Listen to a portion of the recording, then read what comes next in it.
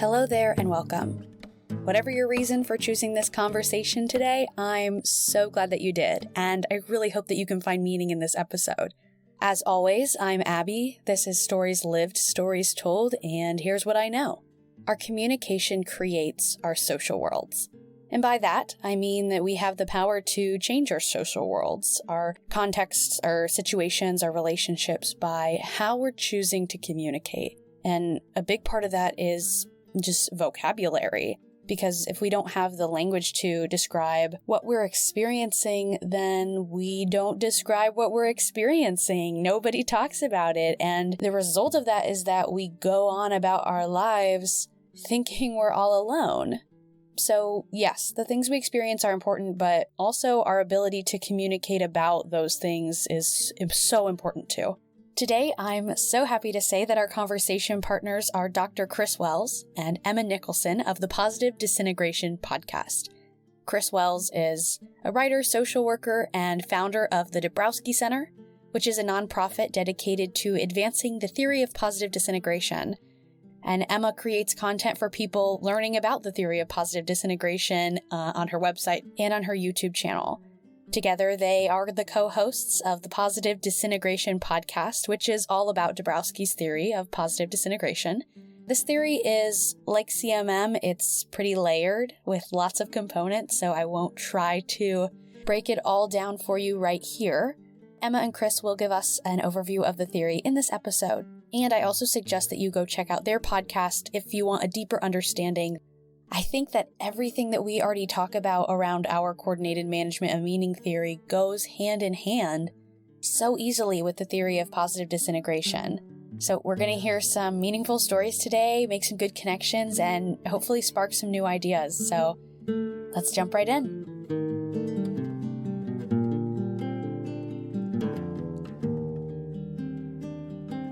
Hi, Emma and Chris. Thanks so much for being here today. I'm really looking forward to talking to you. Thanks for having us. It's great to be here. Good. I'm glad to have you. I'm happy to just jump right in if you are ready to go into it and just start by introducing yourselves, keeping in mind that the context of the podcast is stories. I wonder if either of you have some stories to share that might help us have a better understanding of who both of you are going into this conversation. Well, thanks so much for having us, Abbie. Yeah, I think that stories are really the best way to help make sense of the theory that we work with.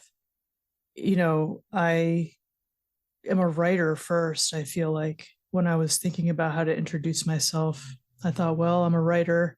My educational background is in sociology, social work, and psychology. And I study this theory of positive disintegration. And when I try to help people understand what it means, I talk with them about the fact that I grew up kind of knowing that I was an extreme outlier. I was identified as a gifted kid, but there was never any discussion of what that meant. And I took my difference to mean that there was something wrong with me. And so I ended up going kind of in and out of the mental health system in my 20s. Positive disintegration in my life has been very real, and mostly made sense of it through like the lens of pathology until I had positive disintegration as a different framework to understand myself. So I'm not sure if that was a decent introduction or not. I don't know if I should go on and on with it, but I certainly could. It's a great start. I think that's a good place. We can jump to Emma and then get into more of it as, the rest of our conversation unfolds. I'm sure we'll hear more stories. It's weird because I tend to say everything in stories anyway. So perfect. This is probably perfect for this podcast. Yep. Like Chris, I grew up gifted, but really outside of the school context, it didn't mean a whole lot. And particularly in my young adulthood, I struggled a whole lot. A couple of years ago, I had what I'd call the dark night of the soul. So I had a very big disintegration and I didn't know what was happening to me. So I went to the internet looking for answers. And I think I Googled something like, why is my brain breaking? And accidentally stumbled across the theory of positive disintegration. And I had kind of a moment like the ugly duckling seeing itself in the water for the first time and realizing it was a swan. When I read about overexcitabilities, when I read about the process of disintegration, suddenly my life sort of made sense. But in my hunt for resources after that to make more sense of the theory, I found that there wasn't a lot of easily accessible information out there. And what was sort of aimed at parents of gifted children, which didn't apply to me in my 40s, so a little too late. So I wanted to do my part to make this theory a bit more accessible. So my background is a business analyst, and I work in project management, and a lot of my bread and butter has been taking technical info and simplifying it. I started doing YouTube videos and just putting my stuff out there on the internet for all to see. And eventually I met Chris, and we both had this shared passion for making the theory accessible. So that's how we ended up doing the Positive Disintegration Podcast together. From my perspective, I don't have the wealth of knowledge that Chris does. So all I really have to offer people is my stories and tell them about what I've been through, and hopefully that will resonate with them in some way. Absolutely. And I know you phrase it as, all I have are just my little stories, but that's really the most powerful thing in my mind. And I see similarities in myself of kind of coming to some of the communication theories that I've gotten to interact with, in that it's comforting. It feels like community when you get that language to be able to put into words something you've already known to be true in yourself, but you just didn't have the language to say it. And then on top of that, to understand that you're not the only person that experiences that. I think it's helpful around the making meaning, which is where I want to enter into our conversation with this making meaning point, because you both use the same wording to say, Chris said, I was told I was gifted, but nobody said what that meant, or I didn't know what these things meant. And so I wonder if you could first start talking about what is giftedness and what did it mean to both of you? Well, what is giftedness is such a tough question, because you can be gifted in multiple domains. Okay. There's no consensus definition for it. But for this podcast, I think that we should think of it as intelligence. That's how I'm going to talk about it. That was my experience of it. Growing up, being tested, learning that I had a very high IQ. Of course, giftedness is broader than IQ. You can't only think of it from that lens. But that was the lens that I was given when I was young. Some people, it's achievement. It's what they do in the classroom, which is not necessarily the same thing. You can be a high achiever and not have this like psychological giftedness of having very high intelligence. And then there are other domains. I'm not a musician. I'm not like an artist. You can be gifted in those areas. And so there's so many ways that giftedness can look. But when I was a kid, it felt very much tied to achievement, even though I wasn't a high achiever, and so the fact that I didn't perform in the classroom made me feel even more like there was something wrong with me. Emma, what does giftedness mean to you? I guess when I was younger, it did mean that achievement scope. So, I got through school quite easily, with the academic sort of lens. But in life, I didn't seem to cope with things so well. And there was always this, why can't you deal with things? You're smart. Why can't you figure this out? And I think when Chris is talking about giftedness being beyond intelligence, we're sort of starting to understand that when someone's an outlier to that extent, it is really a sort of difference in their neurotype and you experience the world differently. But I always had some awareness of that I was experiencing life differently to other people. I thought I was just odd. I didn't realize that there were other people out there having the same experience or, the same difference in experience that I was. And not understanding that really, puts an anchor in the water for you when you're trying to sail through life. Finding out about it later sort of frees you from some of that stuff. And it's that connection of realizing I am not alone in this. Part of that whole ugly duckling moment of figuring out what's happening to you is also understanding that you're not just this weird little oddball sitting by yourself in a corner of the world. You're having this different experience of the world and, suffering and struggling alone. There are actually other people out there who are like you and who can identify with that. I think part of the powerful thing of the podcast is every time we get on there and share our stories and our guests come on and share their stories, we then get feedback and emails of people saying, this is what I needed. I needed to understand that I wasn't alone. Yeah. I think that's so important. And that's why in like CMM, we talk about we're co-creators and we talk about collaboration. And so, yeah, sharing those stories is, I think, an invaluable part of that. Emma, I know that part of the language that was important to your self-discovery in this was around overexcitability. Can you explain that? Teach us what that is? You're asking the non-academic one to explain what overexcitability is. Oof. No, see, this is what we need, because it shouldn't just, that language, I think, should be able to be, everyone should be able to understand what that means, not, it shouldn't just exist in the world of academia if it can be helpful to people like you, right? Okay, here's a challenge round. All right. So my understanding of it, and I'm happy for Chris to correct me if I stray off the path a little bit, is that overexcitability is a neurotype, I guess, where a person is particularly sensitive and responsive to stimuli, and that's both internal and external. So everything in the world around you is very rich and detailed and loud, and everything going on in your head is also quite rich and detailed and loud.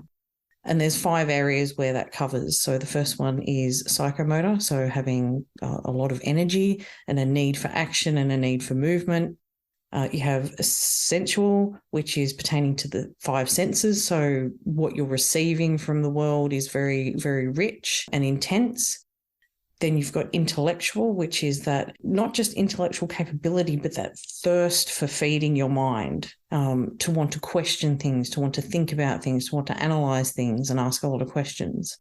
Then you have imaginational, so a very strong imagination, being drawn to imaginative pursuits, running away with daydreams and things like that. Well, that's what it means for me. And the last one is emotional, which is quite important because it means having quite intense, complex emotions occurring. And we had a guest on our podcast that sort of described it as some people have the standard box of crayons with 8 or 10 colours in it. Maybe they colour with one crayon at once. Some people have the big fat 64 colour with the sharpener in it, and sometimes you're picking up a handful of crayons and like doodling away with 8 at the same time. So I guess it's that intensity of experience, and that difference in experiencing the world is a qualitative difference. You are basically having a different life, a different experience of what reality is. I know I'm maybe putting you on the spot here asking this, but do you have, as you've, done self-reflection and consider the theory for positive disintegration in your life, do you have a kind of example of how that overexcitability showed up in your life? Unfortunately, I've got tons of them. So I cover across all 5 overexcitabilities, and whether you're talking about the inability to sit still, being easily bored in class, continually daydreaming, which is something I do even to this day. I'm very easily distracted by my imagination. I've always got to question things. I always overanalyze stuff. I read between the lines even when there's nothing there. And I have these great big whopping complex, powerful emotions that hit me like a freight train every now and then. And at many points through my life, I thought that was just me not coping with life. And it turns out that my emotions and experiences were valid. And yes, they were powerful and complicated, but that was okay. Chris, do you have anything to add about overexcitability from an academic perspective? Well, I wouldn't even do it really from the academic perspective. Well, maybe a little. Like the only thing I would add really is to say that overexcitability is a really old term. You can find it, in like the 18th and 19th century in writing. Well, maybe not the 18th, but not recent though. It's old. When I was doing my deep dive, I found it in William James's Principles of Psychology from 1890. It was also known as nervousness. And but Emma did a beautiful job. It's so much better that she asked you to describe it, Emma, than me, because I would have given like a definition, so that was perfect. And then though, the thing that I would add about how it shows up in my life is from the emotional perspective. And that is that I really value relationships. Relationships are like the most important thing in connection. And when we talk about emotional overexcitability, it's like a strong attachment, to other people, to places, to things, to pets, and so that relationship connection is really important. And I was also thinking, I want to throw this in before we go far away from it, and I don't have a chance to say it, but giftedness, we need to co-create that story and that meaning. And that's what we're missing. And those of us who work in this field and work with it, It's that, there's been all of these academic arguments for decades and this recycling of issues.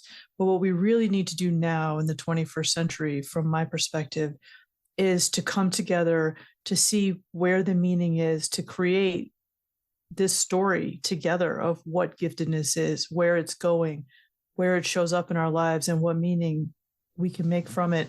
That's the part that seems to me to be missing. Yeah. From the field anyway.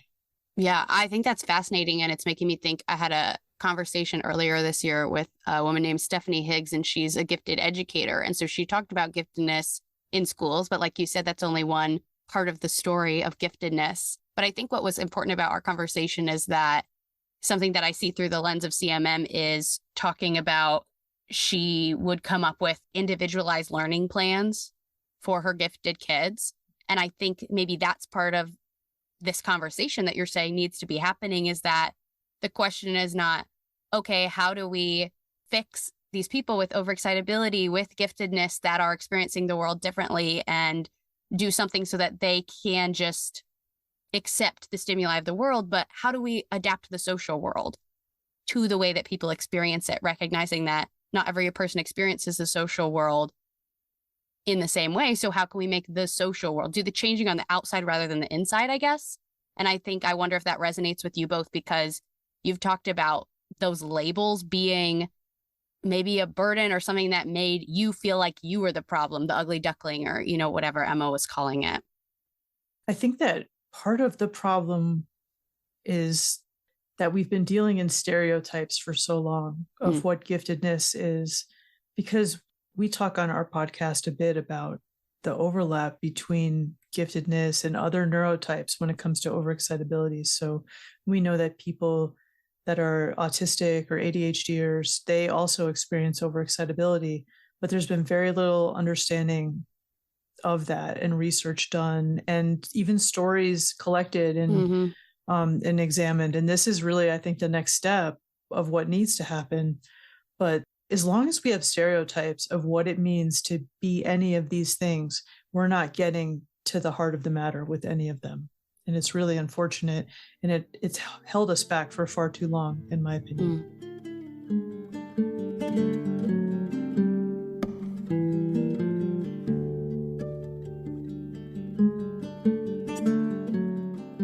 Anything you want to add, Emma? Yeah, I think when we're talking about stereotypes, there's always two sides to every coin. And I think the problem with the term giftedness is it implies a gift. And as the saying goes, if this is a gift, can I give it back?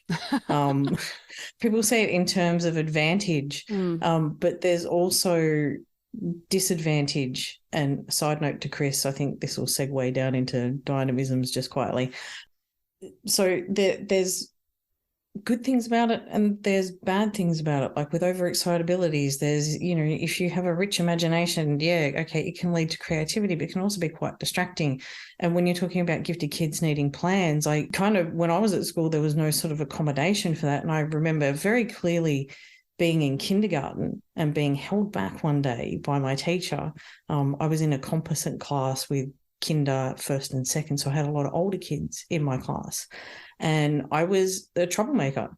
I was not doing my work. I was up. I was talking to everybody else. And when I talked to my dad about this experience of me being held back, my parents being called in, he said, well, basically, you were bored. You're bored out of your brain. You were doing stuff that was just too basic for you. And that's why you were over-nosing with the bigger kids to see what they were doing, because it was more interesting. And when the teacher said, well, I don't want to bump her up a couple of years because it'll hurt her, social development. My dad just went, well, if you're going to bore the brains out of her, then her behavior is your problem. Yeah. So he was always like, I was very concerned school wouldn't keep up with you. And if we don't recognize that, kids are experiencing the world differently and have different needs. Yeah. And we're not meeting those needs. We're just going, here is the standard round peg, round hole curriculum. Yeah. Then we're not doing it. And then that carries into your adult life as well. That carries into workplaces and, our relationships and interactions. When Chris talked about forming really strong emotional attachments, that has been fantastic in my life, but has also been horrendous and led me to situations where maybe I should have left, but I was far too attached to a person. And so there's a good and bad side to everything. And when it comes to the theory of positive disintegration, and probably Chris can talk a little bit more about this, there's these dynamisms or feelings that help kind of shape your behavior. Some of them aren't so great. Things like guilt and shame and dissatisfaction with yourself. And when you're wired to feel everything more intensely, you're going to feel those bad feelings like more intensely as well. It's not just the good things, it's also the bad stuff. Yeah, I think what I'm hearing when you talked about the 5 different kinds of overexcitability is that, being in touch with your emotions, being in touch with your senses, being in touch with your imagination, all have the capacity to be positive things and the capacity to overwhelm everything else and make the experience a negative one, or, whatever language you would put to that. And so maybe it's about balance. I think what it's drawing a connection to in my brain for me is that I've always been someone that was driven by stress and anxiety. And only recently have I been able to distinguish, okay, stress up to this point is healthy and productive, actually. But there's a point beyond that where the worry about what's going to happen, the worry about the things I can't control, it doesn't serve me. And so letting that go. And so I wonder if there's some of that in the theory for positive disintegration of finding this balance, or I wonder what language you use around that. Is it regulation? Is that the core of disintegration? Well, first, you made me think of something that is kind of important, I think, to add about the overexcitabilities, just briefly, is that if you remove emotional and think about the other 4, they're all not only ways of experiencing the world, but also of processing emotional tension. And so tension is a really important thing in this theory. And so having these overexcitabilities produces inner conflict and external conflict. And so Dabrowski said that the dynamisms come from the overexcitabilities. They are producing, especially the ones that Emma talked about, are clearly like emotionally charged guilt and shame, dissatisfaction with yourself, because the tension aspect of overexcitability is something that I think gets lost sometimes for people. Like when you think about them as just characteristics or traits in somebody, then you may miss the fact that they're producing this conflict inside of yourself. Like inner conflict is a really significant aspect of the theory. So I wouldn't say that Dabrowski really talked about balance or coming to some kind of homeostasis.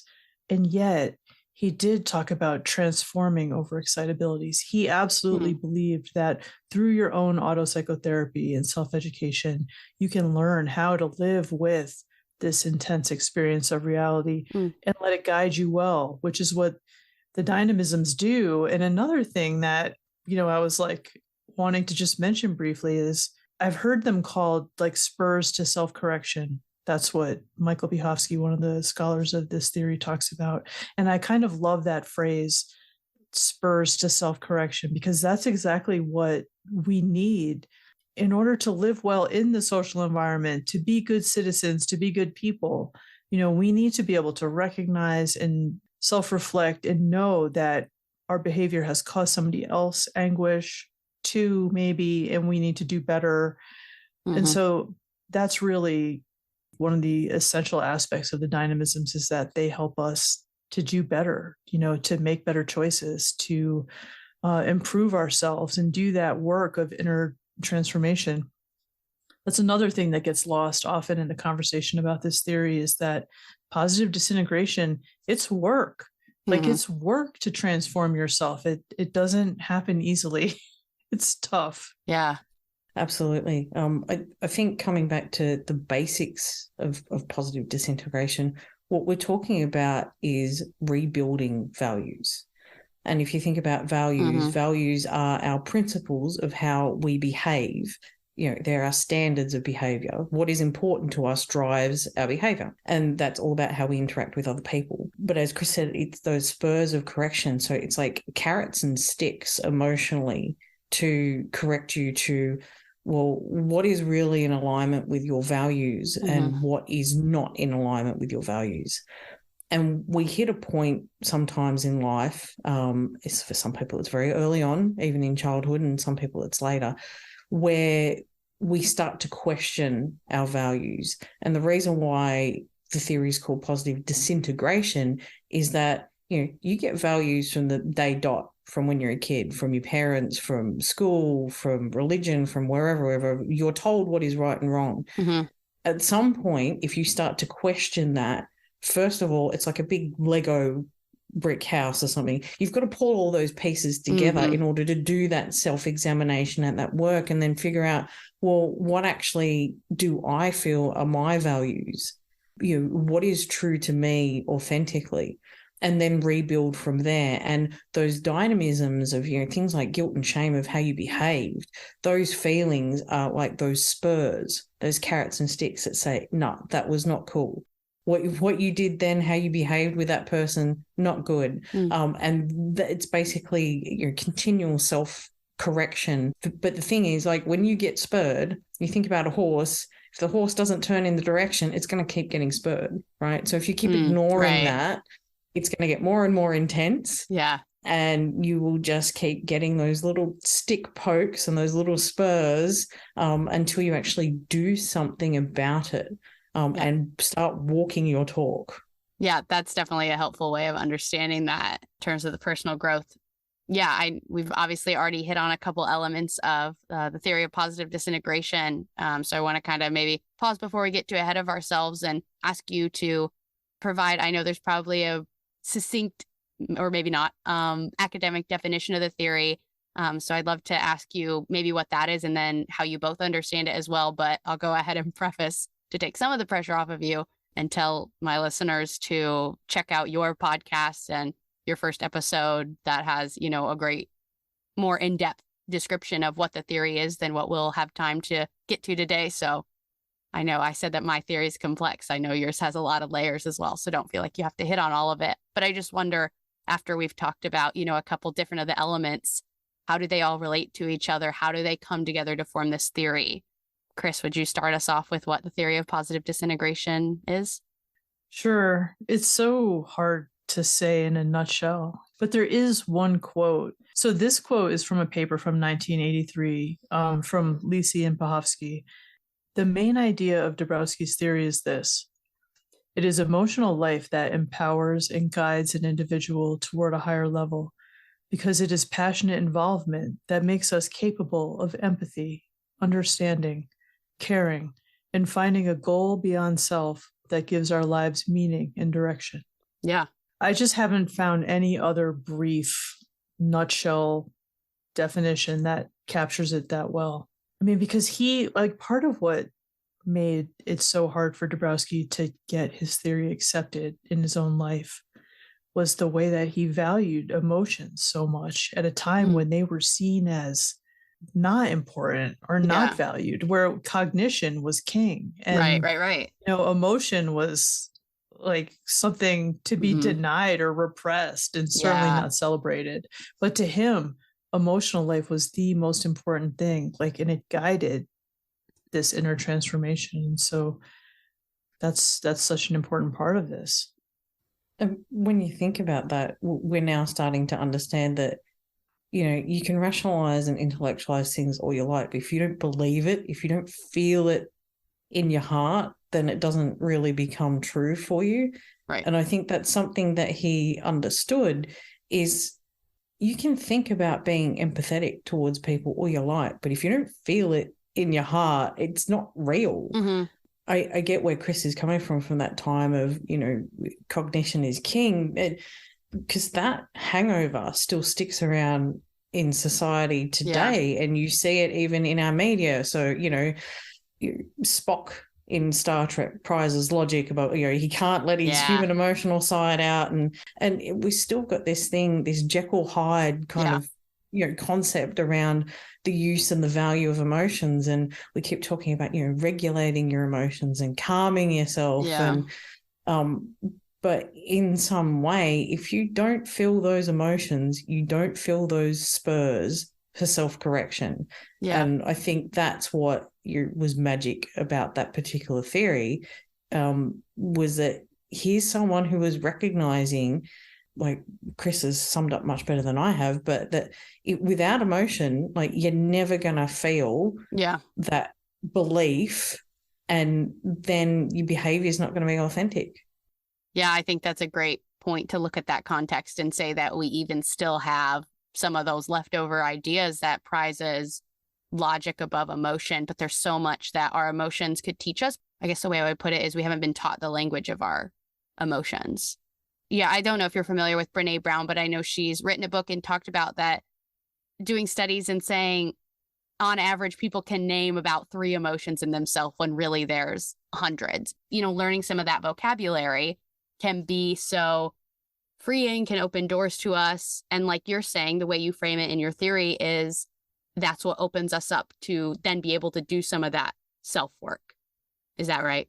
Yeah. I mean, I feel like just personally in my story, when I was young, I was so disconnected from my emotions. I mean, even though I felt intensely, I didn't have people modeling emotional maturity in my life. You know, I happened to have been born to parents who were teenagers, and I ended up growing up not being connected with my emotions, not knowing how to manage them, not knowing how to talk about them. It was a real problem. I remember later when I was in my 20s, and one of the times when I was hospitalized, they were like, you have to get in touch with your emotions. You have to be able to name them and understand them. And I was just like it just felt ridiculous that it was so difficult to do that. But it was a whole long process of getting it and being able to feel, to accept feelings, to not push them away when they were uncomfortable. These things,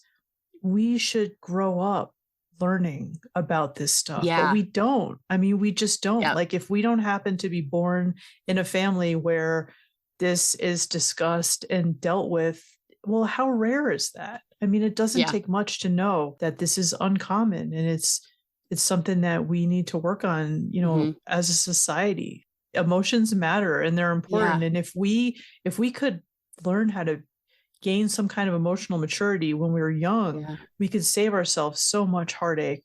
I think it like social emotional learning should be taught in schools the same way like math and science are classes. I think it's kind of ridiculous to assume that children will just pick it up along the way. And that's part of when you take a communication perspective in the world, we think about communication as this abstract force that we just take for granted that we all just know how to do well. But if you're not thinking about it, if you're not being intentional, if you're not doing that self-reflection, then I don't know how anyone thinks they could find that effective communication. They might be communicating, but are they doing it in a way that's effective, that's intentional, that's productive, that leads to that creation of that better social world? I think it goes beyond that, though, because sitting down and learning about emotions is still intellectualizing it. That's true. In my mind. Right? If you take, you know, kids in a classroom or people at work, right, in an office, sit down, behave, be quiet. Where is the scope for expressing those emotions? Apart from certain times when you're allowed to, say in music or in drama or in art, then you can selectively express your emotions. But the way society is built is around controlling emotional behaviors and reactions towards each other. You know, don't be angry. Don't jump up and down with excitement. Sit down, be quiet, behave. It goes deeper than just sort of learning about it on a personal level. Society is structured to control our emotional reactions in every possible way. You know, get up, go to work, you know, clock in, do the 9 to 5, go home, you know, don't get upset, don't yell. Everything in our life is around like these social guide rails that we have that are mitigating our behavior at every turn and our thoughts and you know how we think about ourselves. And I think this comes back to the theory is when someone hasn't gone through that disintegration and thought about their own values, they're relying on those social guardrails to guide them to, you know, calm their you know inner instincts and stuff. And I think, you know, we have to not only question our own values and guardrails internally, we've got to question the ones in broader society and say, are they helping? Are they serving? Or are they simply turning us into these robotic little, automatons that are going about our business and never allowed to let our emotions out? I think that's a great point. And I think the way I see it is that it has to happen in two phases almost. Of that first phase is what I'm talking about, having something like a classroom maybe where you learn that language. And I love the language. And so I feel like I could just live there forever in that spot of learning the language and how that feels within myself to know different language about my emotions. That opens up new worlds inside myself for me. But then the step that has to happen beyond that, which is what I think you're trying to add, is that it can't just be in a classroom. Beyond that, what does it look like for it to act out? What does it look like in a practical sense in our lives? How does it actually manifest itself in how we're living? And I don't know what the answer is of, how we can integrate that better into children's lives so that we have young people that grow up into adults that have done this work and that have done that self-reflection to be able to then go out and, co-create with each other a better social world. You just made me think, Abbie, that part of the problem is that what happens with children is that we invalidate them so easily, whether it's in the classroom or at home. And we say, no, don't feel that way. We tell them to shut down how they feel by telling them how to behave and what to do. Where what we need to do, I think, is let them feel, when you have two children who are upset with each other, let them feel upset, work it out and move through it. Don't shut them down, because shutting them down teaches them that it's not okay to feel. And that's just part of how this happens, I think. But it's a real problem that obviously, there's layers to it, at home, at school, in society. But if we valued children more than we do, then we would take this more seriously and we would end up with healthier adults. Yeah, right. That's good.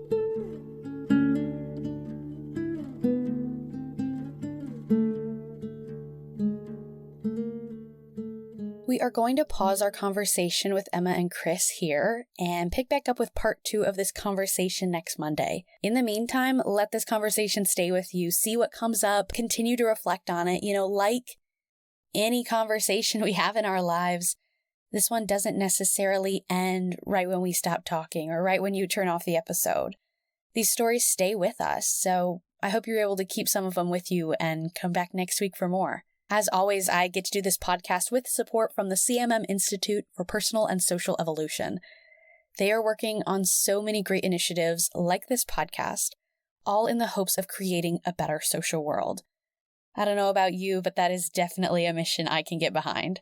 I'll add a link to their website in the notes where you can learn more about them and all of their initiatives, and I definitely encourage you to check them out. Finally, let's end with some next turns, what we can do after listening to this episode. So please follow the show wherever you listen, leave a review and a rating, share this episode with someone you want to invite into our ongoing conversation, and connect with me on Instagram at Stories Lived, Stories Told Pod, on YouTube at Stories Lived, Stories Told, or on the website at storieslived.storiestold.com. Thank you so much for taking the time to do one or all of these things, and thank you for showing up. Thank you for being curious, and thank you for being a part of this story. Until next time, I'm Abbie, and this has been Stories Lived, Stories Told.